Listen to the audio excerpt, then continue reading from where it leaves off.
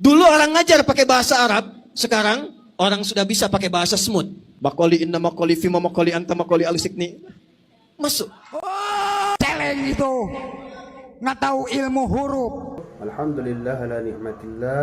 Sahabat beriman yang dimuliakan Allah Subhanahu wa taala. Alhamdulillah kita bisa berjumpa kembali pada channel ini, dan pada kesempatan kali ini mari kita simak kajian dari guru kita Ustaz Adi Hidayat. Selamat mendengarkan. Apalagi pakai bahasa jin. Tak jelaskan ini bahasa jinnya. Bismillahirrahmanirrahim. Bazqa'in al-qiyamah kalimakum wa yaqya wa inna akalakum. Nah, itu bahasa khusus. Bahasa apa? Bahasa jin. Kalau bahasa malaikat, Bismillahirrahmanirrahim. Ma qali inna kalimah Allah, ma qali inna kalimah dunya al-haqqiyama fi Allah. Maskun al-kalimah al-kalimah fi Allah. Hati-hati. Kita ini jangan sampai menyumpahkan diri sendiri. Ibarat kita sudah sumpah kepada jasad, sumpah kepada hati, sumpah kepada ruh, tidak sadar bahwa tulisan itu sudah menyebar ke seluruh Indonesia, Asia dan dunia. Hati-hati, betul atau tidak? Kata belatung, kata cacing, makan tuh. Mas asyidi idhasya kasyida. Kamu waktu di dunia saya jadi cacing, bisa menjadi umpan. Sekarang kamu jadi umpan saya. Kata cacing gitu bahasanya. Makanya ditanya kata semut, ini bahasa semut. Bismillahirrahmanirrahim. Asyukuri innaka yama kalyama gufron artihi innaka yama adar yama firma Allah. Apakah saya didoakan enggak gufron? Ya jelas lah. Karena saya informasi dengan Nabi. Nabi siapa? Nabi Sulaiman alaihi wassalam dengan saya. Saya difitnah dina, senang tetap saya mendoakan. Oke. Semua gudangnya tetap kata Rasulullah, Rabbana qul inna rahmatan ibadah, qul inna rahmatan lil alam. Doakan. Gimana?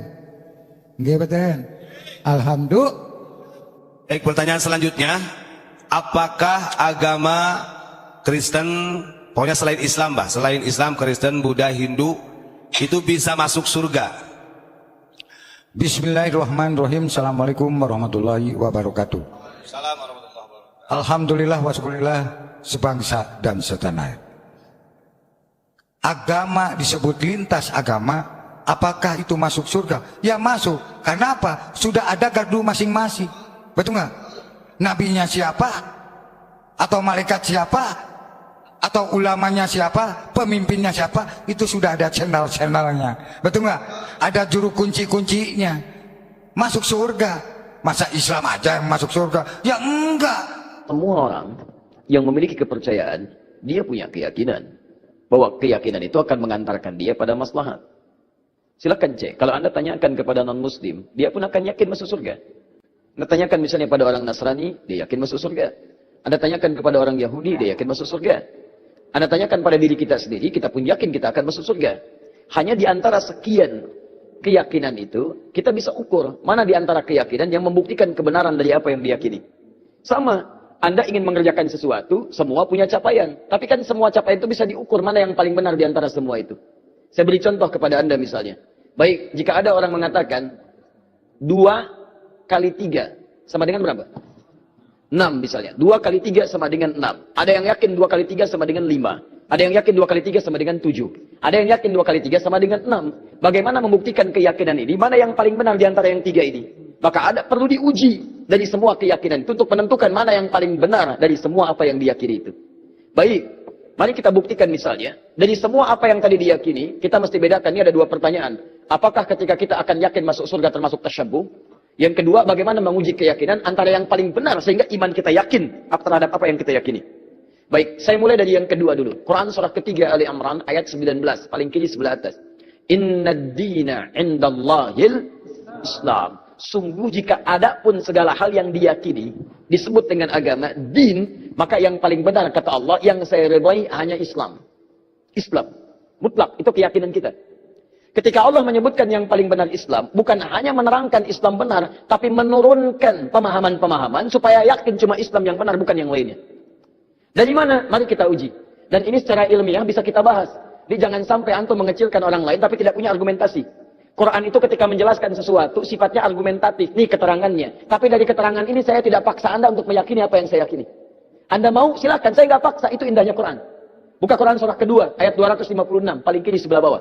La ikraha fid din. Tidak boleh paksa orang untuk memeluk ad-din. Din yang dimaksud Islam. Quran surah 3 ayat 19. Inna ad-dina indallahil Islam. Di dalam Islam nggak boleh paksa orang. Apalagi dengan senjata, nggak boleh. Tembak orang, bom orang, bunuh orang. Itu nggak boleh, dilarang. Ya, saya pernah dengar kejadian bom Jalan Tamrin itu. Baik, setelah itu saya ke Lampung, ada pertanyaan. Ustaz, apakah bom di Jalan Tamrin termasuk jihad fisabilillah? Masya Allah. Saya bilang, Pak, Allah, sependek pengetahuan saya, jihad fisabilillah itu jihad di jalan Allah, bukan di Jalan Tamrin. Ya beda. Kaidahnya lain. Sekarang perhatikan, kata Quran, jangan paksa orang. La ikraha fiddin, lakum dinukum waliyadin. Tapi Quran menerangkan, ketika Anda tanya, dari mana tahunya Islam benar yang kamu yakini, diturunkanlah variabel-variabelnya untuk membuat Anda berpikir di situ. Contoh, dari aspek ketuhanan, kan yang paling penting, paling substansial, paling esensial, yang paling kuat dalam tatanan keyakinan itu adalah aspek ketuhanan, uluhiyah. Yang membedakan satu keyakinan dengan yang lain adalah konsep ketuhanannya. Dalam Islam tidak ada yang paling jelas dibanding keyakinan lain tentang yang menjelaskan tentang ketuhanan kecuali dalam Islam. Contoh, saya berikan gambaran. Mohon izin. Siapa Tuhan kita? Allah. Perhatikan baik-baik. Perhatikan, ketika Anda menyebutkan Allah, turun perintah dari Allah. Jangan cukupkan, katakan Allah. Jangan cukupkan, tapi Anda mesti punya ilmu untuk menetapkan kenapa Allah yang dianggap Tuhan. Kenapa Allah yang kita yakini sebagai Tuhan? Perhatikan, ketika Nabi ditanya oleh orang-orang kafir Quraisy pada saat itu, "Hei, man rabbuk? Man rabbuk?" Karena ketika turun ayat, "Qul a'udzu birabbin nas, qul a'udzu birabbil falaq." Rabb. Kata mereka, siapa Rabb itu? Karena ini Tuhan-Tuhan kami pun, Lata, Uzza, Manat, itu Rabb juga. Rabb kamu siapa? Turun, qul huwa, katakan huwa yang disebut Rabb itu Allah. Saya tulis. Allah. Ketika menyebutkan Allah, perhatikan. Quran surah 47 ayat 19. Fa'lam. Anda mesti punya ilmu. Annahu la ilaha illallah, untuk menetapkan tiada Tuhan selain Allah. Nah, sekarang lihat baik-baik ya. Dari namanya saja, Allah sudah menerangkan, saking jelasnya konsep ketuhanan dalam Islam, namanya saja itu tidak ada bandingannya. Kul, katakan Muhammad, huwa Allah, dialah Rabb itu Allah Ahad. Yang dari sifat namanya, dia punya sifat Ahad. Lihat sini. Kata Allah, kalau ada satu yang disebut Tuhan, dipertuhankan, maka ciri pertama, dia mesti beda dengan makhluk. Lihat baik-baik ya. Konsep ketuhanan dalam Islam mengatakan, setiap yang disebut Tuhan, yang diyakini sebagai Tuhan, itu mesti punya perbedaan dengan makhluk yang menuhankannya. Kalau Tuhan sama dengan makhluk, Khalik sama dengan makhluk, apa bedanya kemudian Khalik dengan makhluk? Di kaidah pertama, tidak boleh Allah sama dengan makhluk, Tuhan sama dengan makhluk. Kedua, tidak boleh bahkan Tuhan lebih rendah dari makhluk. Jadi kalau manusia makhluk kuat, Tuhan harus lebih kuat. Kalau makhluknya misalnya punya kekuatan, Tuhan mesti lebih kuat dibandingkan dengan itu. Sepakat sampai sini? Namanya pun mesti beda dengan makhluk. Lihat, nama Tuhan, Allah sifatnya Ahad. Ada wahid, ada ahad. Itu beda. Kalau wahid, satu masih mungkin ada dua. Itsnain, tsalatsa, arba'. Tapi kalau ahad, satu-satunya yang tidak ada duanya. Sekarang perhatikan baik-baik. Dari segi namanya saja, itu sudah punya mukjizat. Kata Allah, nama ini tidak akan pernah ada duanya. Dan setiap Anda hilangkan setiap hurufnya akan menunjuk pada zat yang satu. Contoh. Allah. Saya hilangkan kemudian satu hamzah wasalnya. Ini. Baca. Lillahi ma fis samawati wa ma fil ardh. Saya hilangkan satu huruf masih menunjuk pada yang satu. Ahad. Lillah. Saya hilangkan satu lamnya. Lam satu hilang. Pasti dia ikut hilang. Baca. Lahu mulkus samawati wal ard. Lah masih menunjuk kepada Allah. Saya hilangkan lamnya. Baca. Hu itu singkatan dari huwa asalnya. Hu singkatan dari huwa. Karena ketika Anda baca huwa wakaf di sini, maka Anda hilangkan wa-nya, baca hu-nya. Quran surah kedua Al-Baqarah ayat 255, paling kiri pertengahan. Allahu la ilaha illa huwal hayyul qayyum, waqaf di huwa. Allahu la ilaha illa wa-nya enggak dibaca. Kalau Anda ingin baca, Anda munculkan lagi huwa.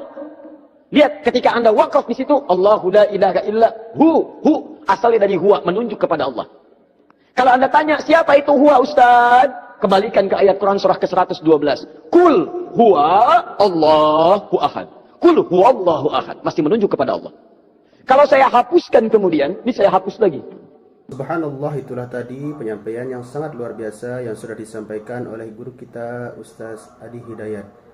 Sahabat beriman yang dimuliakan Allah Subhanahu wa taala, tetaplah di channel ini karena kajian beliau belum selesai dan masih banyak hal-hal menarik yang akan disampaikan oleh beliau. Selamat mendengarkan. Kelihatan? Tidak. Setiap yang tidak kelihatan disebut dengan ghaib. Maka Allah kemudian menerangkan dalam Quran surah kedua ayat yang ketiga, alladzina yu'minuna bil ghaib. Masih menunjuk kepada ghaib itu ahad. Allah. Setiap huruf dihilangkan masih menunjuk pada zat yang sama. Itu baru namanya saja. Sekarang Anda hadirkan segala nama yang dipertuhankan di sini, tuliskan. Ambil contoh saja. Saya tidak tuliskan untuk menghormati kepercayaan yang lain, tapi kalau Anda ingin coba silakan masukkan. Karena kita agak sensitif nih, pulang dari sini jadi tersangka nanti saya. Bisa. Ada yang mempertuhankan dengan nama misalnya, misal dengan nama yang luas. Misal saja. Misal. Tulis. Buang S-nya. Jadi apa? Menunjuk pada makna yang berbeda. Buang I-nya. Jadi apa? Buang L-nya jadi apa? Buang U-nya jadi apa? Buang T-nya jadi apa? Nggak ada sama sekali. Masukkan nama-nama yang dipertuhankan, tuliskan hurufnya, tuliskan namanya. Semua nama dari kepercayaan apapun, tuliskan. Ketika Anda hilangkan setiap hurufnya tidak akan menunjuk pada zat yang sama. Perhatikan, dari namanya saja sudah menunjukkan bahwa ini nama bukan nama biasa. Jadi benar ketika Allah mengatakan memilih namanya fa'lam annahu la ilaha illallah. Ini menunjukkan keyakinan yang paripurna, baru namanya. Saya belum bicara rububiyahnya, saya belum bicara asma wa sifatnya. Itu saya baru bicara tentang namanya saja. Maka kalau namanya saja sudah punya mukjizat jauh dibandingkan yang lainnya, maka bagaimana kemudian kita menolaknya sebagai Tuhan? Belum yang lainnya, lam yalid wa lam yulad, tidak diperanak dan tidak diperanakan. Kalau Tuhan itu hasil dari anak berarti sama dengan makhluk. Lihat kan bedanya, Tuhan Khalik mesti beda dengan makhluk. Manusia mengandung melahirkan. Tuhan tidak boleh mengandung, tidak boleh melahirkan. Kalau Tuhan mengandung melahirkan berarti sama dengan makhluk. Jelas ya? Baik, makanya Allah menolak. Saya tidak dilahirkan, saya tidak melahirkan. Kalau saya punya sifat itu sama dengan makhluk. Kalau kalian menyamakan Tuhan, apa kalian menyembah Tuhan? Masing-masing aja ngaku Tuhan. Baik. Walam yakul lahu kufuwan ahad, dan tidak punya partner dalam kekuasaannya. Wah, kalau punya partner bahaya. Tuhan ini pengen begini, Tuhan itu pengen begitu. Ya, ada Tuhan pemberi nikmat, ada Tuhan pemberi azab. Begitu mau diberikan nikmat, kata yang azab, jangan, karena saya mau mengazab itu. Kata yang pemberi nikmat, jangan dulu, saya berikan itu. Ribut sama Tuhan. Jelas ya? Jadi kalau kita meyakini misalnya Islam agama yang hak, kemudian itu mengantarkan kita ke surga. Ketika Anda yakin dengan Allah disebut beriman. Iman syarat pertama mengantarkan ke surga. Karena itu ketika Allah menyebutkan kalimat surga pertama dalam Quran surah kedua Al-Baqarah ayat 25, paling kanan sebelah atas, maka disebut kalimat iman dulu. Wa basyiril ladzina amanu wa 'amilus salihati anna lahum jannatin tajri min tahtihal anhar. Berikan kabar pada orang-orang beriman dan beramal soleh, maka mereka mendapat kesempatan untuk bisa masuk ke dalam surganya Allah yang mengalir sungai-sungai keindahan di dalamnya. Jadi ini yang pertama. Jadi kalau ada misalnya mohon maaf, orang-orang meyakini, oh agama saya benar mengantarkan ke surga, kita bisa uji dengan keterangan-keterangan dalam Al-Quran. Jelas ya? Tayyib. Sekarang apakah kalau orang Yahudi Nasrani meyakini masuk surga, kita meyakini sama tasyabbuh? Anda pahami dulu apa itu tasyabbuh. Sehingga dengan memahami kalimatnya kita bisa menerangkan hukumnya. Nah, sekarang ini banyak orang menyimpulkan satu hukum tapi tidak paham dengan esensinya. Tasyabbuh itu artinya menyerupai perbuatan-perbuatan yang dengan penyerupaan itu mengesankan dia bagian dari orang yang mengerjakannya. Bisa. Tasyabbuh itu dibagi dua. Tasyabbuh yang kurang sama sekali. Nggak boleh. Yang terkait dengan ibadah kita. Antum kenal Kiai Haji Muhammad Hashim bin Asy'ari pendiri NU? Kenal di mana? Luar biasa memang gini. Utsman bin Affan kenal. Ini Umar bin Khattab kenal. Luar biasa ya. Kiai Hashim kenal. Dia sudah wafat, beliau sudah lama wafatnya. Kiai Haji Muhammad Hashim bin Asy'ari bin Abdul Wahid bin Abdul Halim. Abdul Halim dikenal dengan Sultan Hadi Wijaya. Ya. Atau dikenal dengan Pangeran Benawa bin Abdullah, dikenal dengan Joko Tingkir bin Abdul Aziz bin Abdul Fattah bin Abdul Rahman. Warid Jaden Aidul Yakin, anak dari Sunan Giri. Baik, anak Maulana Ishaq, anak dari Sunan Giri. Jadi masih nyambung ke Sunan Giri. Saya sebutkan tadi malam, ya, Sunan Giri punya beberapa anak. Di antaranya adalah terhubung kepada ayahandanya Maulana Ishaq. Beliau mendirikan Nahdlatul Ulama tanggal 31 Januari tahun 1926. Menulis 19 kitab. Saya punya semua kumpulan kitab beliau. Itu kitab keduanya. Namanya Risalah Ahlus Sunnah wal Jamaah. Buka di halaman ke-14. Paling kanan sebelah atas, baris yang ke-5 sampai 7. ujung baris yang kelima sampai ke baris nomor 7. Itu beliau mencontohkan tasyabbuh paling gampang dipahami yang terjadi di Pulau Jawa dan sekitarnya di Nusantara. Dibuka di halaman ke-9 paling kiri sebelah atas, faslun, fasal pembahasan fi dhuhuril bid'ah fi ardi Jawa, tentang munculnya bid'ah. Bid'ah di sini bukan masalah fikih tapi akidah, keyakinan. Ya, di negeri Jawa, di Pulau Jawa. Kemudian wantisyariha wal mubtadi'ina fiha, dan penyebarannya bagaimana dia menyebar serta tokoh-tokohnya. Di antara yang disebut dengan bid'ah adalah tasyabbuh fil aqaid. Menyerupakan dalam keyakinan-keyakinan di pemeluk lain. Apa di antaranya kata beliau? Pada masa penjajahan dulu itu, datanglah kemudian para penjajah, plus bukan dengan penjajahan saja, tapi dengan keyakinannya. Mereka membangun kanais, pusat-pusat ibadah mereka. Ya, kalau dulu yang datang itu Portugis, maka dia bangun gereja, kemudian juga Belanda datang bangun gereja. Ketika dibangun, dia kemudian mengajak dengan misi supaya orang-orang convert pindah agama pada keyakinan mereka. Bagaimana caranya? Salah satunya dengan tasyabuh. Mengajak kemudian dengan pakaian-pakaian, ya ciri khas pakai topi-topi khusus, pakaian-pakaian khusus dengan pakaian yang dipakai mereka untuk ibadah. Ada yang memberikan biskuit, ada yang memberikan makanan macam-macam. Kata beliau, memberikan fatwa pada saat itu, siapa yang bertasyabbuh mengenakan pakaian bizayyihim, pakaian-pakaian khas mereka. Misal, maaf, ya pakaian topinya dipakai. Kemudian bisa menggunakan pakaian-pakaian tertentu yang memang digunakan untuk kepentingan ibadah agama tertentu. Maka beliau hukumi yang seperti itu tasyabbuh bil kufri fahuwa kafirun wa haramun. Yang seperti itu dihukumi dengan haram. Tasyabbuh itu artinya menyerupakan dari perbuatan yang dengan perbuatan itu menunjukkan pola ibadah tertentu, pola keyakinan tertentu yang dilarang dalam Islam. Jelas? Ada orang beda kepercayaan dengan kita, dia mengenakan pakaian, tak ikuti pakaian itu disebut tasyabbuh yang dilarang. Ada orang punya kebiasaan, misal ada ulang tahun, tiup lilin. Tiup lilinnya, tiup nggak mati-mati. Ya, Masya Allah. Karena lilin ditutup dengan gelas, ya kan? Masya Allah. Tiup, bisa, nggak mati-mati, tiup. Nah, itu kebudayaan yang dilarang. Valentine misalnya kan, Valentine, 17 Februari. Kebudayaan datang dari luar. Ya, bertentangan dengan nilai agama. Merusak akidah, muncul banyak yang haram di situ. Ikhtilat di antara remaja, haram. Anda ikuti, tasyabuh dengan itu, haram hukumnya. Itu yang disebut tasyabuh. Ya, tapi kalau tasyabuh dalam muamalah yang dibenarkan, itu nggak ada masalah. Misal, orang Yahudi pakai pesawat. Kita pakai pesawat, itu nggak ada masalah. Ya, jangan diserupakan. Pesawat. Yahudi pakai pesawat, saya pakai pesawat. Haram. Masya Allah. Tiba-tiba datang panggilan. Haji. Menunaikan ibadah haji. Baik. Hei, siap berangkat besok. Haji. Masya Allah. Siap. Pakai apa? Pesawat. Haram ah. Mau pakai apa? Kuda aja. Mahal. Bagaimana pakai kuda dari Lombok ke Mekah? Susah. Ya, itu handphone. Orang Nasrani pakai handphone. Antum pakai handphone. Ya, jadi jangan diserupakan. Oh, Nasrani handphone, saya pakai handphone. Berarti haram. Tidak. Ya, Anda boleh gunakan itu. Ketika mereka menggunakan, Anda gunakan. Cuma perbedaannya, bagaimana cara Anda menggunakan itu. Mereka gunakan misalnya untuk keyakinan mereka. Anda gunakan untuk keyakinan Anda. Update waktu sholat, masukkan program Quran di dalamnya. Ada yang sifatnya serupa. Dia nelpon, Anda nelpon. Itu bukan tasyabuh. Kan itu pola umum dalam kehidupan. Dia bicara, Anda bicara. Dia makan, Anda makan. Itu bukan tasyabuh. Cuma perbedaannya, apa yang Anda makan, apa yang mereka makan. Bagaimana cara mencari makanan, bagaimana cara mereka mencari makanan. Itu yang membedakan antara mereka dengan kita. Makanya orang beriman ketika mencari makan pun disebut kalimat imannya dulu. Quran surah kedua ayat 172, paling kiri sebelah atas. Ya ayyuhalladzina amanu kulu min thayyibati ma razaqnakum. Hei orang-orang beriman, silahkan cari makan dari apa ya rezeki yang telah kami tetapkan. Di orang beriman itu mau cari makan pun imannya disebutkan. Dan halalnya dibuang. Lihat. Ketika Allah menyebutkan manusia secara umum, kalimat halalnya muncul. Quran surah kedua ayat 168, paling kanan sebelah bawah. Ya ayyuhan nasu kulu mimma fil ardi halalan thayyiba. Hei manusia, silahkan cari makan dengan cara yang halal. Silahkan beraktivitas di bumi dengan cara yang halal. Tapi ketika menyebut orang beriman, halalnya dibuang. Ya ayyuhalladzina amanu kulu min thayyibati ma razaqnakum. Halalnya dibuang. Thayyibat jadi dijamakkan. Thayyib jadi thayyibat. Kata para ulama tafsir, kenapa kalimat halalnya dibuang? Karena orang beriman itu imannya akan otomatis menuntun dia pada yang halal. Jadi kalau Anda mengaku beriman, masih mencari yang haram, ada yang salah dalam iman Anda. Ada yang keliru. Makanya orang beriman itu tidak mungkin melakukan perbuatan buruk. Datang ke kantor, tiba-tiba ada yang misalnya ngasih proyek yang tidak jelas, imannya akan menghentikan tangan dia untuk menyebut yang tidak jelas itu. Kalau mereka yakin masuk surga, kita yakin itu bukan tasyabuh namanya. Tapi perbedaan keyakinan kita untuk didiskusikan mana yang terbenar di antara keyakinan itu. Di tasyabuh itu sifatnya ada dua. Tasyabuh dengan yang tidak dibenarkan sama sekali, yaitu perbuatan-perbuatan kufur yang bisa mengantarkan kita pada kufuran, atau perbuatan maksiat yang dilarang oleh ketentuan agama. Tapi kalau tasyabuh dalam muamalah itu bukan tasyabuh namanya, tapi hanya kegiatan-kegiatan rutinitas yang bisa kita kerjakan oleh setiap manusia.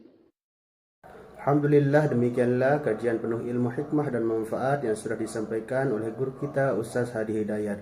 Semoga apa yang beliau sampaikan bisa kita amalkan dalam kehidupan kita sehari-hari.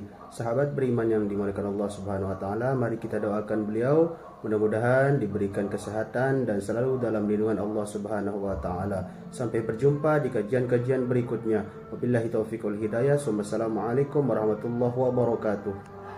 Setelah kita mendengarkan bersama kajian dari guru kita Ustaz Hadi Hidayat, sekarang mari kita lanjutkan aktivitas kita masing-masing. Semoga apa yang sudah beliau sampaikan menjadi ilmu yang bermanfaat dalam kehidupan kita sehari-hari. Selamat beraktivitas buat sahabat semua dan sukses selalu. Sampai bertemu di kajian-kajian berikutnya. Wabillahi taufiq wal hidayah. Wassalamualaikum warahmatullahi wabarakatuh. Dulu orang ngajar pakai bahasa Arab, sekarang orang sudah bisa pakai bahasa smooth. Makoli inna makoli fima makoli anta makoli alisikni. Masuk. Celeng itu. Nggak tahu ilmu huruf. Alhamdulillah ala ni'matillah. Sahabat beriman yang dimuliakan Allah Subhanahu wa taala, alhamdulillah kita bisa berjumpa kembali pada channel ini, dan pada kesempatan kali ini mari kita simak kajian dari guru kita Ustaz Hadi Hidayat. Selamat mendengarkan. Apalagi pakai bahasa jin. Tak jelaskan ini bahasa jinnya. Bismillahirrahmanirrahim. Bazqakin aqaja makarimakum wa yaqya wa inna akalakum. Nah, itu bahasa khusus. Bahasa apa? Bahasa jin. Kalau bahasa malaikat, Bismillahirrahmanirrahim. Ma qul inna kalimah Allah, ma qul inna kalimah dunya al-habiya ma fi Allah. Maskun akaryama akaryama fi Allah. Hati-hati. Kita ini jangan sampai menyumpahkan diri sendiri. Ibarat kita sudah sumpah kepada jasad, sumpah kepada hati, sumpah kepada ruh, tidak sadar bahwa tulisan itu sudah menyebar ke seluruh Indonesia, Asia dan dunia. Hati-hati. Betul atau tidak? Kata belatung, kata cacing, makan tuh. Mas asyidi idhasya kasyida. Kamu waktu di dunia saya jadi cacing, bisa menjadi umpan. Sekarang kamu jadi umpan saya. Kata cacing gitu bahasanya. Kayaknya ditanya kata semut. Ini bahasa semut. Bismillahirrahmanirrahim. Asyukuri innaka yama karyama gufron. Artihi innaka yama adar yama firma Allah. Apakah saya didoakan enggak gufron? Ya jelas lah. Karena saya informasi dengan Nabi. Nabi siapa? Nabi Sulaiman alaihi wassalam. Dengan saya difitnah dina, senang tetap saya mau mendoakan. Semua gudangnya tetap kata Rasulullah, Rabbana qul inna rahmatan ibadah, qul inna rahmatan lil alam. Doakan. Gimana? Alhamdulillah. Baik, pertanyaan selanjutnya, apakah agama Kristen, pokoknya selain Islam, selain Islam, Kristen, Buddha, Hindu, itu bisa masuk surga? Bismillahirrahmanirrahim. Assalamualaikum warahmatullahi wabarakatuh. Alhamdulillah wa syukurillah sebangsa dan setanah. Agama disebut lintas agama. Apakah itu masuk surga? Ya masuk. Karena apa? Sudah ada gardu masing-masing. Betul nggak? Nabinya siapa? Atau malaikat siapa? Atau ulamanya siapa? Pemimpinnya siapa? Itu sudah ada channel-channelnya. Betul nggak? Ada juru kunci-kuncinya. Masuk surga. Masa Islam aja yang masuk surga? Ya enggak. Semua orang yang memiliki kepercayaan, dia punya keyakinan bahwa keyakinan itu akan mengantarkan dia pada maslahat. Silakan cek. Kalau Anda tanyakan kepada non-muslim, dia pun akan yakin masuk surga. Anda tanyakan misalnya pada orang Nasrani, dia yakin masuk surga. Anda tanyakan kepada orang Yahudi, dia yakin masuk surga. Anda tanyakan pada diri kita sendiri, kita pun yakin kita akan masuk surga. Hanya di antara sekian keyakinan itu, kita bisa ukur mana di antara keyakinan yang membuktikan kebenaran dari apa yang diyakini. Sama, Anda ingin mengerjakan sesuatu, semua punya capaian. Tapi kan semua capaian itu bisa diukur mana yang paling benar di antara semua itu. Saya beri contoh kepada Anda misalnya. Baik, jika ada orang mengatakan 2 kali 3 sama dengan berapa? 6 misalnya. 2 kali 3 sama dengan 6. Ada yang yakin 2 kali 3 sama dengan 5. Ada yang yakin 2 kali 3 sama dengan 7. Ada yang yakin 2 kali 3 sama dengan 6. Bagaimana membuktikan keyakinan ini? Mana yang paling benar di antara yang 3 ini? Maka perlu diuji. dari semua keyakinan itu untuk menentukan mana yang paling benar dari semua apa yang diyakini itu. Baik, mari kita buktikan misalnya. Dari semua apa yang tadi diyakini, kita mesti bedakan. Ini ada dua pertanyaan. Apakah ketika kita akan yakin masuk surga termasuk tasyabbuh? Yang kedua, bagaimana menguji keyakinan antara yang paling benar sehingga iman kita yakin terhadap apa yang kita yakini. Baik, saya mulai dari yang kedua dulu. Quran surah ketiga Ali Imran ayat 19, paling kiri sebelah atas. Innad dina indallahil Islam. Sungguh jika ada pun segala hal yang diyakini disebut dengan agama, din, maka yang paling benar kata Allah, yang saya ridhai hanya Islam. Islam. Mutlak, itu keyakinan kita. Ketika Allah menyebutkan yang paling benar Islam, bukan hanya menerangkan Islam benar, tapi menurunkan pemahaman-pemahaman supaya yakin cuma Islam yang benar, bukan yang lainnya. Dari mana? Mari kita uji. Dan ini secara ilmiah bisa kita bahas. Jadi jangan sampai antum mengecilkan orang lain tapi tidak punya argumentasi. Quran itu ketika menjelaskan sesuatu sifatnya argumentatif. Nih keterangannya. Tapi dari keterangan ini saya tidak paksa Anda untuk meyakini apa yang saya yakini. Anda mau? Silakan. Saya nggak paksa. Itu indahnya Quran. Buka Quran surah kedua ayat 256 paling kiri sebelah bawah. La ikraha fid din. Tidak boleh paksa orang untuk memeluk ad-din. Din yang dimaksud Islam. Quran surah 3 ayat 19. Inna dina indallahil Islam. Di dalam Islam nggak boleh paksa orang. Apalagi dengan senjata, nggak boleh. Tembak orang, bom orang, bunuh orang, itu nggak boleh, dilarang. Ya, saya pernah dengar kejadian bom Jalan Tamrin itu. Baik, setelah itu saya ke Lampung, ada pertanyaan. Ustaz, apakah bom di Jalan Tamrin termasuk jihad fisabilillah? Masya Allah. Saya bilang, Pak, Allah, sependek pengetahuan saya, jihad fisabilillah itu jihad di jalan Allah, bukan di Jalan Tamrin. Ya, beda. Kaidahnya lain. Sekarang perhatikan, kata Quran, jangan paksa orang. La ikraha fiddin, lakum dinukum waliyadin. Tapi Quran menerangkan, ketika Anda tanya, dari mana taunya Islam benar yang kamu yakini, diturunkanlah variabel-variabelnya untuk membuat Anda berpikir di situ. Contoh, dari aspek ketuhanan, kan yang paling penting, paling substansial, paling esensial, yang paling kuat dalam tatanan keyakinan itu adalah aspek ketuhanan, uluhiyah. Yang membedakan satu keyakinan dengan yang lain adalah konsep ketuhanannya. Dalam Islam tidak ada yang paling jelas dibanding keyakinan lain tentang yang menjelaskan tentang ketuhanan kecuali dalam Islam. Contoh, saya berikan gambaran. Mohon izin. Siapa Tuhan kita? Allah. Perhatikan baik-baik. Perhatikan, ketika Anda menyebutkan Allah, turun perintah dari Allah. Jangan cukupkan, katakan Allah. Jangan cukupkan, tapi Anda mesti punya ilmu untuk menetapkan kenapa Allah yang dianggap Tuhan. Kenapa Allah yang kita yakini sebagai Tuhan? Perhatikan, ketika Nabi ditanya oleh orang kafir Quraisy pada saat itu, "Hei, man rabbuk? Man rabbuk?" Karena ketika turun ayat, "Qul a'udzu birabbin nas, qul a'udzu birabbil falaq." Rabb. Kata mereka, siapa Rabb itu? Karena ini Tuhan-Tuhan kami pun, Lata, Uzza, Manat, itu Rabb juga. Rabb kamu siapa? Turun, qul huwa, katakan huwa yang disebut Rabb itu Allah. Saya tulis. Allah. Ketika menyebutkan Allah, perhatikan. Quran surah 47 ayat 19. Fa'lam. Anda mesti punya ilmu. Annahu la ilaha illallah. Untuk menetapkan tiada Tuhan selain Allah. Nah, sekarang lihat baik-baik ya. Dari namanya saja, Allah sudah menerangkan. Saking jelasnya konsep ketuhanan dalam Islam. Namanya saja, itu tidak ada bandingannya. Kul, katakan Muhammad, huwa Allah. Dialah Rabb itu Allah Ahad. Yang dari sifat namanya, dia punya sifat Ahad. Lihat sini. Kata Allah, kalau ada satu yang disebut Tuhan, dipertuhankan, maka ciri pertama, dia mesti beda dengan makhluk. Lihat baik-baik ya. Konsep ketuhanan dalam Islam mengatakan, setiap yang disebut Tuhan, yang diyakini sebagai Tuhan, itu mesti punya perbedaan dengan makhluk yang menuhankannya. Kalau Tuhan sama dengan makhluk, Khalik sama dengan makhluk, apa bedanya kemudian Khalik dengan makhluk? Di kaidah pertama, tidak boleh Allah sama dengan makhluk, Tuhan sama dengan makhluk. Kedua, tidak boleh bahkan Tuhan lebih rendah dari makhluk. Jadi kalau manusia makhluk kuat, Tuhan harus lebih kuat. Kalau makhluknya misalnya punya kekuatan, Tuhan mesti lebih kuat dibandingkan dengan itu. Sepakat sampai sini? Namanya pun mesti beda dengan makhluk. Lihat, nama Tuhan, Allah sifatnya Ahad. Ada Wahid, ada Ahad. Itu beda. Kalau Wahid, satu masih mungkin ada dua. Itsnain, tsalatsa, arba'. Tapi kalau Ahad, satu-satunya yang tidak ada duanya. Sekarang perhatikan baik-baik.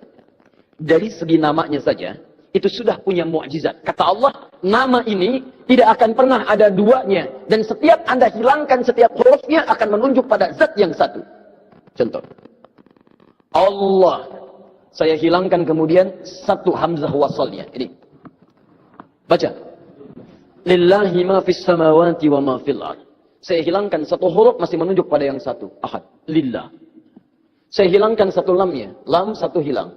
Pasti dia ikut hilang. Baca. Lahu mulkus samawati wal ard. Lah masih menunjuk kepada Allah. Saya hilangkan lamnya. Baca. Hu itu singkatan dari huwa asalnya. Hu singkatan dari huwa. Karena ketika Anda baca huwa wakaf di sini, maka Anda hilangkan wa-nya, baca hu-nya. Quran surah kedua Al-Baqarah ayat 255, paling kiri pertengahan. Allahu la ilaha illa huwal hayyul qayyum, waqaf di huwa. Allahu la ilaha illa wa-nya enggak dibaca. Kalau Anda ingin baca, Anda munculkan lagi huwa. Lihat ketika Anda waqaf di situ, Allahu la ilaha illa asalnya dari huwa, menunjuk kepada Allah. Kalau Anda tanya, siapa itu huwa Ustaz? Kembalikan ke ayat Quran surah ke-112. Kul huwa Allahu ahad. Kul huwa Allahu ahad. Masih menunjuk kepada Allah. Kalau saya hapuskan kemudian, ini saya hapus lagi.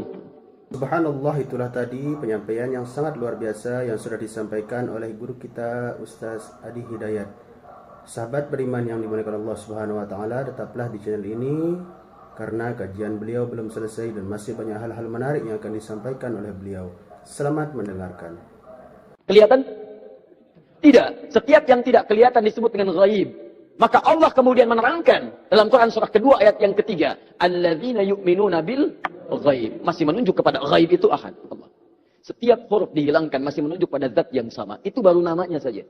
Sekarang Anda hadirkan segala nama yang dipertuhankan di sini, tuliskan. Ambil contoh saja. Saya tidak tuliskan untuk menghormati kepercayaan yang lain, tapi kalau Anda ingin coba silakan masukkan. Karena kita agak sensitif nih, pulang dari sini jadi tersangka nanti saya. Ya. Bisa. Ada yang mempertuhankan dengan nama misalnya, misal dengan nama yang luas. Misal saja. Misal. Tulis. Buang S-nya. Jadi apa? Menunjuk pada makna yang berbeda. Buang I-nya. Jadi apa? Buang L-nya jadi apa? Buang U-nya jadi apa? Buang T-nya jadi apa? Nggak ada sama sekali. Masukkan nama-nama yang dipertuhankan, tuliskan hurufnya, tuliskan namanya. Semua nama dari kepercayaan apapun, tuliskan. Ketika Anda hilangkan setiap hurufnya tidak akan menunjuk pada zat yang sama. Perhatikan, dari namanya saja sudah menunjukkan bahwa ini nama bukan nama biasa. Jadi benar ketika Allah mengatakan memilih namanya fa'lam annahu la ilaha illallah. Ini menunjukkan keyakinan yang paripurna, baru namanya. Saya belum bicara rububiyahnya, saya belum bicara asma wa sifatnya. Itu saya baru bicara tentang namanya saja. Maka kalau namanya saja sudah punya mukjizat jauh dibandingkan yang lainnya, maka bagaimana kemudian kita menolaknya sebagai Tuhan? Belum yang lainnya, lam yalid wa lam yulad, tidak diperanak dan tidak diperanakan. Kalau Tuhan itu hasil dari anak berarti sama dengan makhluk. Lihat kan bedanya, Tuhan Khalik mesti beda dengan makhluk. Manusia mengandung melahirkan. Tuhan tidak boleh mengandung, tidak boleh melahirkan. Kalau Tuhan mengandung melahirkan berarti sama dengan makhluk. Jelas ya? Baik, makanya Allah menolak. Saya tidak dilahirkan, saya tidak melahirkan. Kalau saya punya sifat itu sama dengan makhluk. Kalau kalian menyamakan Tuhan, kenapa kalian menyembah Tuhan? Masing-masing aja ngaku Tuhan. Baik. Walam yakul lahu kufuwan ahad, dan tidak punya partner dalam kekuasaannya. Wah, kalau punya partner bahaya. Tuhan ini pengen begini, Tuhan itu pengen begitu. Ya, ada Tuhan pemberi nikmat dan Tuhan pemberi azab. Begitu mau diberikan nikmat, kata yang azab, jangan, karena saya mau mengazab itu. Kata yang pemberi nikmat, jangan dulu, saya berikan itu. Ribut sama Tuhan. Jelas ya? Jadi kalau kita meyakini misalnya Islam agama yang hak, kemudian itu mengantarkan kita ke surga. Ketika Anda yakin dengan Allah disebut beriman. Iman syarat pertama mengantarkan ke surga. Karena itu ketika Allah menyebutkan kalimat surga pertama dalam Quran surah kedua Al-Baqarah ayat 25, paling kanan sebelah atas, maka disebut kalimat iman dulu. Wa basyiril ladzina amanu wa 'amilus salihati anna lahum jannatin tajri min tahtihal anhar. Berikan kabar pada orang-orang beriman dan beramal soleh, maka mereka mendapat kesempatan untuk bisa masuk ke dalam surganya Allah yang mengalir sungai-sungai keindahan di dalamnya. Jadi ini yang pertama. Jadi kalau ada misalnya, mohon maaf, orang-orang meyakini, oh agama saya benar mengantarkan ke surga, kita bisa uji dengan keterangan-keterangan dalam Al-Quran. Jelas ya? Tayyib. Sekarang apakah kalau orang Yahudi Nasrani meyakini masuk surga, kita meyakini sama tasyabbuh? Anda pahami dulu apa itu tasyabbuh. Sehingga dengan memahami kalimatnya kita bisa menerangkan hukumnya. Nah sekarang ini banyak orang menyimpulkan satu hukum tapi tidak paham dengan esensinya. Tasyabbuh itu artinya menyerupai perbuatan-perbuatan yang dengan penyerupaan itu mengesankan dia bagian dari orang yang mengerjakannya. Bisa. Tasyabbuh itu dibagi dua. Tasyabbuh yang kurang sama sekali. Nggak boleh. Yang terkait dengan ibadah kita. Antum kenal Kiai Haji Muhammad Hashim bin Asy'ari pendiri NU? Kenal di mana? Luar biasa memang ini. Utsman bin Affan kenal, ini Umar bin Khattab kenal, luar biasa ya. Kiai Hashim kenal, dia sudah wafat, beliau sudah lama wafatnya. Kiai Haji Muhammad Hashim bin Ash'ari bin Abdul Wahid bin Abdul Halim. Abdul Halim dikenal dengan Sultan Hadi Wijaya, ya, atau dikenal dengan Pangeran Bendawa. Bin Abdullah dikenal dengan Joko Tingkir, bin Abdul Aziz, bin Abdul Fattah, bin Abdul Rahman. Warid Dadan Aidul Yakin, anak dari Sunan Giri. Baik, anak Maulana Ishaq, anak dari Sunan Giri. Jadi masih nyambung ke Sunan Giri. Saya sebutkan tadi malam, ya, Sunan Giri punya beberapa anak, di antaranya adalah terhubung kepada ayahandanya Maulana Ishaq. Beliau mendirikan Nahdlatul Ulama tanggal 31 Januari tahun 1926. Menulis 19 kitab. Saya punya semua kumpulan kitab beliau. Itu kitab keduanya. Namanya Risalah Ahlus Sunnah wal Jamaah. Buka di halaman ke-14. Paling kanan sebelah atas, baris yang kelima sampai 7. Ujung baris yang kelima sampai ke baris nomor 7. Itu beliau mencontohkan tasyabbuh paling gampang dipahami yang terjadi di Pulau Jawa dan sekitarnya di Nusantara. Dibuka di halaman ke-9, paling kiri sebelah atas, faslun, pasal, pembahasan, fi dhuhuril bid'ah fi ardi Jawa. Tentang munculnya bid'ah. Bid'ah di sini bukan masalah fikih tapi akidah, keyakinan. Ya, di negeri Jawa, di Pulau Jawa. Kemudian, wantisyariha wal mubtadi'ina fiha. Dan penyebarannya bagaimana dia menyebar serta tokoh-tokohnya. Di antara yang disebut dengan bid'ah adalah tasyabbuh fil aqaid. Menyerupakan dalam keyakinan-keyakinan di pemeluk lain. Apa di antaranya kata beliau? Pada masa penjajahan dulu itu, datanglah kemudian para penjajah. Plus bukan dengan penjajahan saja, tapi dengan keyakinannya. Mereka membangun kanais, pusat-pusat ibadah mereka. Ya, kalau dulu yang datang itu Portugis, maka dia bangun gereja. Kemudian juga Belanda datang bangun gereja. Ketika dibangun, dia kemudian mengajak dengan misi supaya orang-orang convert pindah agama pada keyakinan mereka. Bagaimana caranya? Salah satunya dengan tasyabuh. Mengajak kemudian dengan pakaian-pakaian, ya, ciri khas pakai topi-topi khusus, pakaian-pakaian khusus dengan pakaian yang dipakai mereka untuk ibadah. Ada yang memberikan biskuit, ada yang memberikan makanan macam-macam. Kata beliau, memberikan fatwa pada saat itu, siapa yang bertasyabbuh mengenakan pakaian bizayyihim, pakaian-pakaian khas mereka. Misal, maaf, ya, pakaian topinya dipakai. Kemudian bisa menggunakan pakaian-pakaian tertentu yang memang digunakan untuk kepentingan ibadah agama tertentu. Maka beliau hukumi yang seperti itu tasyabbuh bil kufri fahuwa kafirun wa haramun. Yang seperti itu dihukumi dengan haram. Tasyabbuh itu artinya menyerupakan dari perbuatan yang dengan perbuatan itu menunjukkan pola ibadah tertentu, pola keyakinan tertentu yang dilarang dalam Islam. Jelas? Ada orang beda kepercayaan dengan kita, dia mengenakan pakaian, tak ikuti pakaian itu disebut tasyabbuh yang dilarang. Ada orang punya kebiasaan, misal ada ulang tahun, tiup lilin, tiup lilinnya, tiup nggak mati-mati, ya, masya Allah, karena lilin ditutup dengan gelas, ya kan, masya Allah. Tiup, misal nggak mati-mati, tiup, nah itu kebudayaan yang dilarang. Valentine misalnya kan, Valentine, 17 Februari, kebudayaan datang dari luar, ya bertentangan dengan nilai agama, merusak akidah, muncul banyak yang haram di situ, ikhtilat di antara remaja, haram. Anda ikuti tasyabbuh dengan itu haram hukumnya. Itu yang disebut tasyabbuh.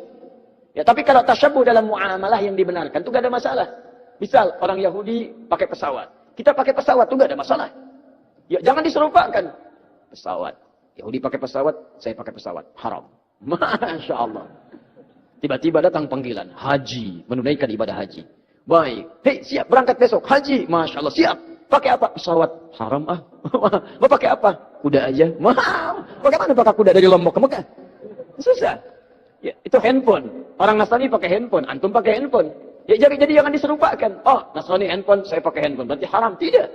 Ya, Anda boleh gunakan itu. Ketika mereka menggunakan, Anda gunakan. Cuma perbedaannya, bagaimana cara Anda menggunakan itu. Mereka gunakan misalnya untuk keyakinan mereka. Anda gunakan untuk keyakinan Anda. Update waktu sholat, masukkan program Quran di dalamnya. Ada yang sifatnya serupa. Dia nelpon, Anda nelpon. Itu bukan tasyabbuh. Kan itu pola umum dalam kehidupan. Dia bicara, Anda bicara. Dia makan, Anda makan. Itu bukan tasyabbuh. Cuma perbedaannya, apa yang Anda makan, apa yang mereka makan. Bagaimana cara mencari makanan, bagaimana cara mereka mencari makanan. Itu yang membedakan antara mereka dengan kita. Makanya orang beriman ketika mencari makan pun disebut kalimat imannya dulu. Quran surah kedua ayat 172. Paling kiri sebelah atas. Ya ayyuhalladzina amanu kulu min thayyibati ma razaqnakum. Hei orang-orang beriman, silahkan cari makan dari apa ya rezeki yang telah kami tetapkan. Di orang beriman itu mau cari makan pun imannya disebutkan. Dan halalnya dibuang. Lihat. Ketika Allah menyebutkan manusia secara umum, kalimat halalnya muncul. Quran surah kedua ayat 168, paling kanan sebelah bawah. Ya ayyuhan nasu kulu mimma fil ardi halalan thayyiban. Hei manusia, silahkan cari makan dengan cara yang halal. Silahkan beraktivitas di bumi dengan cara yang halal. Tapi ketika menyebut orang beriman, halalnya dibuang. Ya ayyuhalladzina amanu kulu min thayyibati ma razaqnakum. Halal dibuang, thayyibat jadi dijamakkan. Thayyib jadi thayyibat. Kata para ulama tafsir, kenapa kalimat halalnya dibuang? Karena orang beriman itu imannya akan otomatis menuntun dia pada yang halal. Jadi kalau Anda mengaku beriman, masih mencari yang haram, ada yang salah dalam iman Anda. Ada yang keliru. Makanya orang beriman itu tidak mungkin melakukan perbuatan buruk. Datang ke kantor, tiba-tiba ada yang misalnya ngasih proyek yang tidak jelas, imannya akan menghentikan tangan dia untuk menyebut yang tidak jelas itu. Kalau mereka yakin masuk surga, kita yakin itu bukan tasyabbuh namanya. Tapi perbedaan keyakinan kita untuk didiskusikan mana yang terbenar di antara keyakinan itu. Di tasyabbuh itu sifatnya ada dua. Tasyabbuh dengan yang tidak dibenarkan sama sekali, yaitu perbuatan-perbuatan kufur yang bisa mengantarkan kita pada kufuran, atau perbuatan maksiat yang dilarang oleh ketentuan agama. Tapi kalau tasyabbuh dalam muamalah itu bukan tasyabbuh namanya, tapi hanya kegiatan-kegiatan rutinitas yang bisa kita kerjakan oleh setiap manusia. Alhamdulillah, demikianlah kajian penuh ilmu, hikmah dan manfaat yang sudah disampaikan oleh guru kita Ustaz Hadi Hidayat. Semoga apa yang beliau sampaikan bisa kita amalkan dalam kehidupan kita sehari-hari. Sahabat beriman yang dimuliakan Allah Subhanahu wa taala, mari kita doakan beliau mudah-mudahan diberikan kesehatan dan selalu dalam lindungan Allah Subhanahu wa taala. Sampai berjumpa di kajian-kajian berikutnya. Wabillahi taufiq wal hidayah. Wassalamualaikum warahmatullahi wabarakatuh. Setelah kita mendengarkan bersama kajian dari guru kita Ustaz Hadi Hidayat, sekarang mari kita lanjutkan aktivitas kita masing-masing. Semoga apa yang sudah beliau sampaikan menjadi ilmu yang bermanfaat dalam kehidupan kita sehari-hari. Selamat beraktivitas buat sahabat semua dan sukses selalu. Sampai bertemu di kajian-kajian berikutnya. Wabillahi taufiq wal hidayah. Wassalamualaikum warahmatullahi wabarakatuh. Dulu orang ngajar pakai bahasa Arab, sekarang orang sudah bisa pakai bahasa smooth. Makoli inna makoli fima makoli anta makoli alisikni. Masuk. Celeng itu. Nggak tahu ilmu huruf. Alhamdulillah ala nikmatillah. Sahabat beriman yang dimuliakan Allah Subhanahu wa taala, alhamdulillah kita bisa berjumpa kembali pada channel ini. Dan pada kesempatan kali ini mari kita simak kajian dari guru kita Ustaz Hadi Hidayat. Selamat mendengarkan. Apalagi pakai bahasa jin. Tak jelaskan ini bahasa jinnya. Bismillahirrahmanirrahim. Wazqa'in aqaja makarimakum wa yaqya wa inna akalakum. Nah, itu bahasa khusus. Bahasa apa? Bahasa jin. Kalau bahasa malaikat, Bismillahirrahmanirrahim. Ma qul inna kalimah Allah, ma qul inna kalimah dunya al-haqqiyya ma fi Allah. Maskun akaryama akaryama firma Allah. Hati-hati. Kita ini jangan sampai menyumpahkan diri sendiri.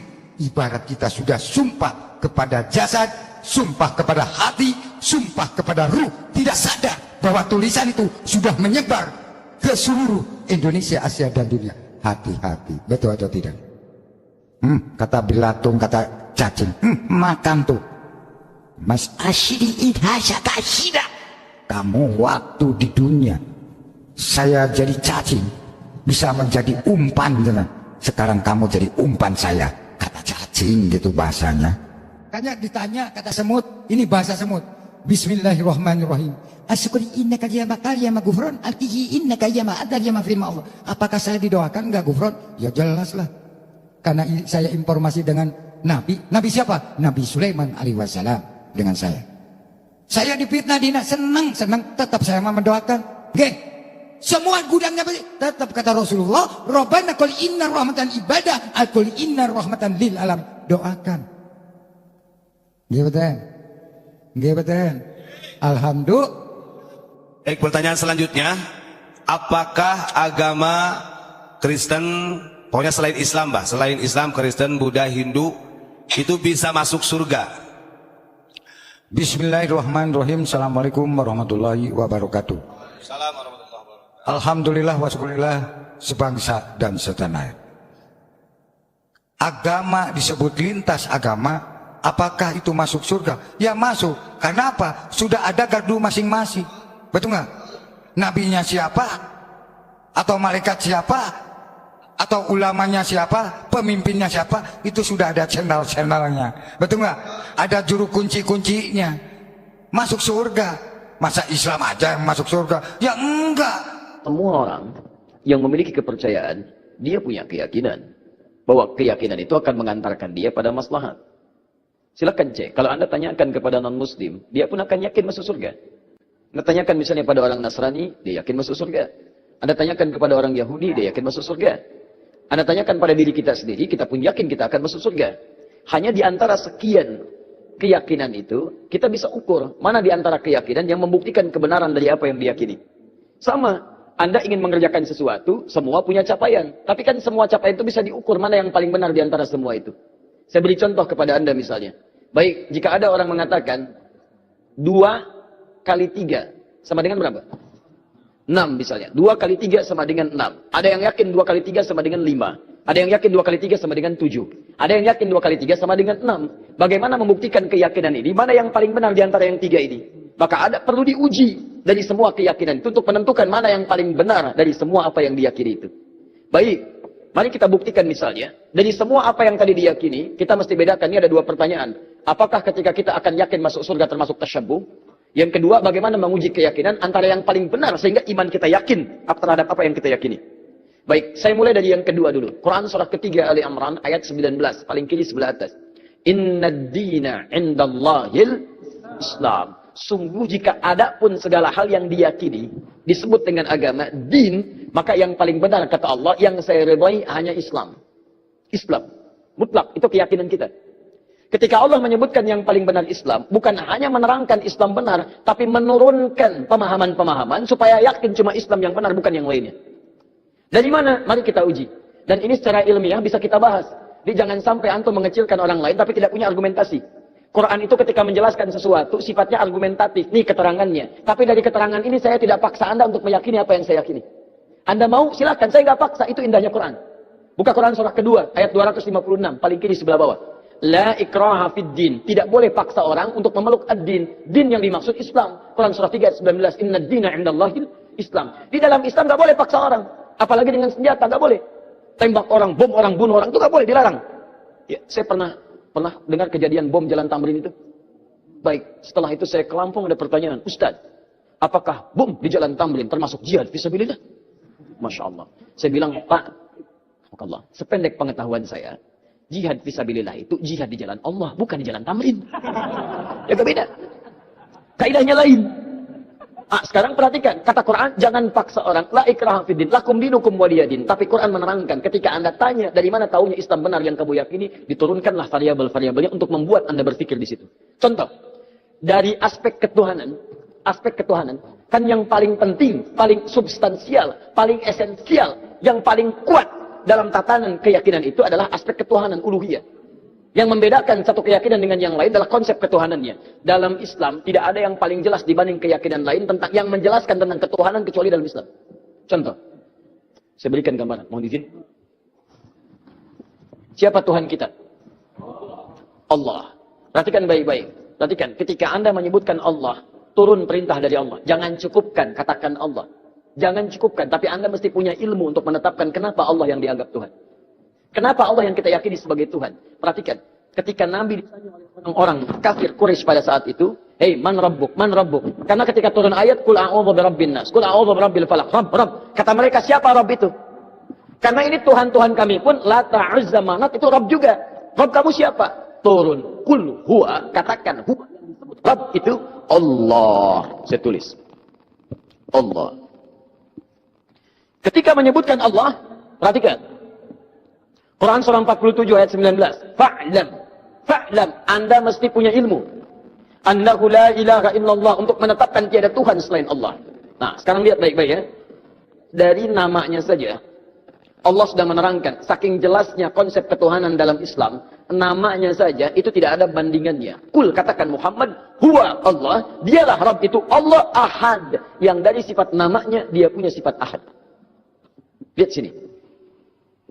Kata Allah, kalau ada satu yang disebut Tuhan, dipertuhankan, maka ciri pertama, dia mesti beda dengan makhluk.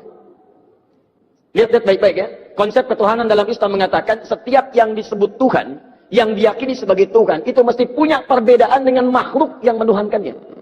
Kalau Tuhan sama dengan makhluk, Khalik sama dengan makhluk, apa bedanya kemudian Khalik dengan makhluk? Di kaidah pertama, tidak boleh Allah sama dengan makhluk, Tuhan sama dengan makhluk. Kedua, tidak boleh, tidak boleh bahkan Tuhan lebih rendah dari makhluk. Jadi kalau manusia makhluk kuat, Tuhan harus lebih kuat. Kalau makhluknya misalnya punya kekuatan, Tuhan mesti lebih kuat dibandingkan dengan itu. Sepakat sampai sini? Namanya pun mesti beda dengan makhluk. Lihat, nama Tuhan Allah sifatnya ahad. Ada wahid, ada ahad, itu beda. Kalau wahid, satu masih mungkin ada dua. Itsnain, tsalatsa, arba'.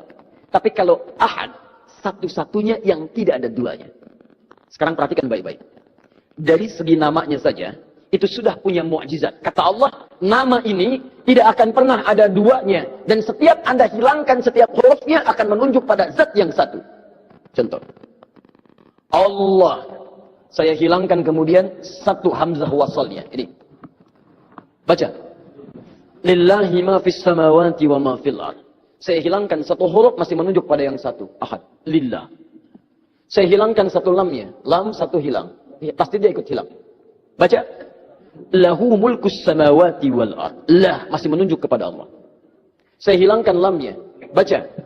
Hu itu singkatan dari huwa asalnya. Hu singkatan dari huwa. Karena ketika Anda baca huwa wakaf di sini, maka Anda hilangkan wa-nya, baca hu-nya. Quran surah kedua Al-Baqarah ayat 255, paling kiri pertengahan. Allahu la ilaha illa huwal hayyul qayyum, waqaf di huwa. Allahu la ilaha illa wa-nya enggak dibaca. Kalau Anda ingin baca, Anda munculkan lagi huwa. Lihat, ketika Anda wakaf di situ, Allahu la ilaha illa asalnya dari huwa, menunjuk kepada Allah. Kalau Anda tanya, siapa itu huwa, Ustaz? Kembalikan ke ayat Quran surah ke-112. Kul huwa Allahu ahad. Kul huwa Allahu ahad. Masih menunjuk kepada Allah. Kalau saya hapuskan kemudian, ini saya hapus lagi. Subhanallah, itulah tadi penyampaian yang sangat luar biasa yang sudah disampaikan oleh guru kita Ustaz Adi Hidayat. Sahabat beriman yang dimuliakan Allah Subhanahu wa taala, tetaplah di channel ini karena kajian beliau belum selesai dan masih banyak hal-hal menarik yang akan disampaikan oleh beliau. Selamat mendengarkan. Kelihatan? Tidak. Setiap yang tidak kelihatan disebut dengan ghaib. Maka Allah kemudian menerangkan dalam Quran surah kedua ayat yang ketiga, alladzina yu'minuna bil ghaib. Masih menunjuk kepada ghaib itu ahad Allah. Setiap huruf dihilangkan masih menunjuk pada zat yang sama. Itu baru namanya saja. Sekarang Anda hadirkan segala nama yang dipertuhankan di sini, tuliskan. Ambil contoh saja. Saya tidak tuliskan untuk menghormati kepercayaan yang lain, tapi kalau Anda ingin coba silakan masukkan. Karena kita agak sensitif nih, pulang dari sini jadi tersangka nanti saya. Bisa. Ada yang mempertuhankan dengan nama misalnya, misal dengan nama yang luas. Bisa saja. Misal. Tulis. Buang S-nya. Jadi apa? Menunjuk pada makna yang berbeda. Buang I-nya. Jadi apa? Buang L-nya jadi apa? Buang U-nya jadi apa? Buang T-nya jadi apa? Nggak ada sama sekali. Masukkan nama-nama yang dipertuhankan, tuliskan hurufnya, tuliskan namanya. Semua nama dari kepercayaan apapun, tuliskan. Ketika Anda hilangkan setiap hurufnya tidak akan menunjuk pada zat yang sama. Perhatikan, dari namanya saja sudah menunjukkan bahwa ini nama bukan nama biasa. Jadi benar ketika Allah mengatakan memilih namanya fa'lam annahu la ilaha illallah. Ini menunjukkan keyakinan yang paripurna, baru namanya. Saya belum bicara rububiyahnya, saya belum bicara asma wa sifatnya. Itu saya baru bicara tentang namanya saja. Maka kalau namanya saja sudah punya mukjizat jauh dibandingkan yang lainnya, maka bagaimana kemudian kita menolaknya sebagai Tuhan? Belum yang lainnya, lam yalid wa lam yulad, tidak diperanak dan tidak diperanakan. Kalau Tuhan itu hasil dari anak berarti sama dengan makhluk. Lihat kan bedanya, Tuhan Khalik mesti beda dengan makhluk. Manusia mengandung melahirkan. Tuhan tidak boleh mengandung, tidak boleh melahirkan. Kalau Tuhan mengandung melahirkan berarti sama dengan makhluk. Jelas ya? Baik, makanya Allah menolak. Saya tidak dilahirkan, saya tidak melahirkan. Kalau saya punya sifat itu sama dengan makhluk. Kalau kalian menyamakan Tuhan, kenapa kalian menyembah Tuhan? Masing-masing aja ngaku Tuhan. Baik. Walam yakul lahu kufuwan ahad, dan tidak punya partner dalam kekuasaannya. Wah, kalau punya partner bahaya. Tuhan ini pengen begini, Tuhan itu pengen begitu. Ya, ada Tuhan pemberi nikmat, ada Tuhan pemberi azab. Begitu mau diberikan nikmat, kata yang azab, jangan, karena saya mau mengazab itu. Kata yang pemberi nikmat, jangan dulu, saya berikan itu. Ribut sama Tuhan. Jelas ya? Jadi kalau kita meyakini misalnya Islam agama yang hak, kemudian itu mengantarkan kita ke surga. Ketika Anda yakin dengan Allah disebut beriman. Iman syarat pertama mengantarkan ke surga. Karena itu ketika Allah menyebutkan kalimat surga pertama dalam Quran surah kedua Al-Baqarah ayat 25, paling kanan sebelah atas, maka disebut kalimat iman dulu. Wa basyiril ladzina amanu wa 'amilus salihati anna lahum jannatin tajri min tahtihal anhar. berikan kabar pada orang-orang beriman dan beramal soleh, maka mereka mendapat kesempatan untuk bisa masuk ke dalam surganya Allah yang mengalir sungai-sungai keindahan di dalamnya. Jadi ini yang pertama. Jadi kalau ada misalnya, mohon maaf, orang-orang meyakini, oh agama saya benar mengantarkan ke surga, kita bisa uji dengan keterangan-keterangan dalam Al-Quran. Jelas ya? Tayyib. Sekarang apakah kalau orang Yahudi Nasrani meyakini masuk surga, kita meyakini sama tasyabbuh? Anda pahami dulu apa itu tasyabbuh. Sehingga dengan memahami kalimatnya kita bisa menerangkan hukumnya. Nah, sekarang ini banyak orang menyimpulkan satu hukum tapi tidak paham dengan esensinya. Tasyabbuh itu artinya menyerupai perbuatan-perbuatan yang dengan penyerupaan itu mengesankan dia bagian dari orang yang mengerjakannya. Bisa. Tasyabbuh itu dibagi dua. Tasyabbuh yang kurang sama sekali. Nggak boleh. Yang terkait dengan ibadah kita. Antum kenal Kiai Haji Muhammad Hashim bin Asy'ari pendiri NU? Kenal di mana? Luar biasa memang gini. Utsman bin Affan kenal. Ini Umar bin Khattab kenal. Luar biasa ya. Kiai Hashim kenal. Dia sudah wafat, beliau sudah lama wafatnya. Kiai Haji Muhammad Hashim bin Asy'ari bin Abdul Wahid bin Abdul Halim. Abdul Halim dikenal dengan Sultan Hadi Wijaya. Ya. Atau dikenal dengan Pangeran Benawa bin Abdullah, dikenal dengan Joko Tingkir bin Abdul Aziz bin Abdul Fattah bin Abdul Rahman. Walid dan Aidul Yakin, anak dari Sunan Giri. Baik, anak Maulana Ishaq, anak dari Sunan Giri. Jadi masih nyambung ke Sunan Giri. Saya sebutkan tadi malam, ya, Sunan Giri punya beberapa anak. Di antaranya adalah terhubung kepada ayahandanya Maulana Ishaq. Beliau mendirikan Nahdlatul Ulama tanggal 31 Januari tahun 1926. Menulis 19 kitab. Saya punya semua kumpulan kitab beliau. Itu kitab keduanya. Namanya Risalah Ahlus Sunnah wal Jamaah. Buka di halaman ke-14. Paling kanan sebelah atas, baris yang kelima sampai 7. Ujung baris yang kelima sampai ke baris nomor 7. Itu beliau mencontohkan tasyabbuh paling gampang dipahami yang terjadi di Pulau Jawa dan sekitarannya di Nusantara. Dibuka di halaman ke-9, paling kiri sebelah atas, faslun, fasal, pembahasan fi dhuhuril bid'ah fi ardi Jawa. Tentang munculnya bid'ah. Bid'ah di sini bukan masalah fikih tapi akidah, keyakinan. Ya, di negeri Jawa, di Pulau Jawa. Kemudian wantisyariha wal mubtadi'ina fiha, dan penyebarannya bagaimana dia menyebar serta tokoh-tokohnya. Di antara yang disebut dengan bid'ah adalah tasyabbuh fil aqaid. Menyerupakan dalam keyakinan-keyakinan di pemeluk lain. Apa di antaranya kata beliau? Pada masa penjajahan dulu itu, datanglah kemudian para penjajah, plus bukan dengan penjajahan saja, tapi dengan keyakinannya. Mereka membangun kanais, pusat-pusat ibadah mereka. Ya, kalau dulu yang datang itu Portugis, maka dia bangun gereja, kemudian juga Belanda datang bangun gereja. Ketika dibangun, dia kemudian mengajak dengan misi supaya orang-orang convert pindah agama pada keyakinan mereka. Bagaimana caranya? Salah satunya dengan tasyabbuh. Mengajak kemudian dengan pakaian-pakaian, ya, ciri khas pakai topi-topi khusus, pakaian-pakaian khusus dengan pakaian yang dipakai mereka untuk ibadah. Ada yang memberikan biskuit, ada yang memberikan makanan macam-macam. Kata beliau, memberikan fatwa pada saat itu, siapa yang bertasyabbuh mengenakan pakaian bizayyihim, pakaian-pakaian khas mereka. Misal, maaf, ya, pakaian topinya dipakai. Kemudian bisa menggunakan pakaian-pakaian tertentu yang memang digunakan untuk kepentingan ibadah agama tertentu. Maka beliau hukumi yang seperti itu tasyabbuh bil kufri fahuwa kafirun wa haramun. Yang seperti itu dihukumi dengan haram. Tasyabbuh itu artinya menyerupakan dari perbuatan yang dengan perbuatan itu menunjukkan pola ibadah tertentu, pola keyakinan tertentu yang dilarang dalam Islam. Jelas? Ada orang beda kepercayaan dengan kita, dia mengenakan pakaian, tak ikuti pakaian itu disebut tasyabbuh yang dilarang. Ada orang punya kebiasaan, misal ada ulang tahun, tiup lilin, tiup lilinnya, tiup nggak mati-mati, ya, masya Allah, karena lilin ditutup dengan gelas, ya kan, masya Allah. Tiup, bisa nggak mati-mati, tiup, nah itu kebudayaan yang dilarang. Valentine misalnya kan, Valentine, 17 Februari, kebudayaan datang dari luar, ya bertentangan dengan nilai agama, merusak akidah, muncul banyak yang haram di situ, ikhtilat di antara remaja, haram. Anda ikuti tasyabbuh dengan itu, haram hukumnya. Itu yang disebut tasyabbuh. Ya, tapi kalau tasyabbuh dalam muamalah yang dibenarkan itu gak ada masalah. Misal orang Yahudi pakai pesawat, kita pakai pesawat itu gak ada masalah. Ya, jangan diserupakan. Pesawat, Yahudi pakai pesawat, saya pakai pesawat, haram. Masya Allah. Tiba-tiba datang panggilan, haji, menunaikan ibadah haji. Baik, hei siap berangkat besok, haji, masya Allah, siap. Pakai apa? Pesawat, haram ah. Mau pakai apa? Kuda aja. Mahal. Bagaimana pakai kuda dari Lombok ke Mekah? Susah. Ya, itu handphone. Orang Nasrani pakai handphone, antum pakai handphone.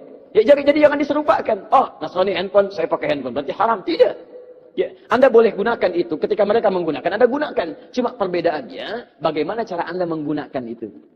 Mereka gunakan misalnya untuk keyakinan mereka. Anda gunakan untuk keyakinan Anda. Update waktu sholat, masukkan program Quran di dalamnya. Ada yang sifatnya serupa. Dia nelpon, Anda nelpon. Itu bukan tasyabbuh. Karena itu pola umum dalam kehidupan. Dia bicara, Anda bicara. Dia makan, Anda makan. Itu bukan tasyabbuh. Cuma perbedaannya, apa yang Anda makan, apa yang mereka makan. Bagaimana cara mencari makanan, bagaimana cara mereka mencari makanan. Itu yang membedakan antara mereka dengan kita. Makanya orang beriman ketika mencari makan pun disebut kalimat imannya dulu. Quran surah kedua ayat 172. Paling kiri sebelah.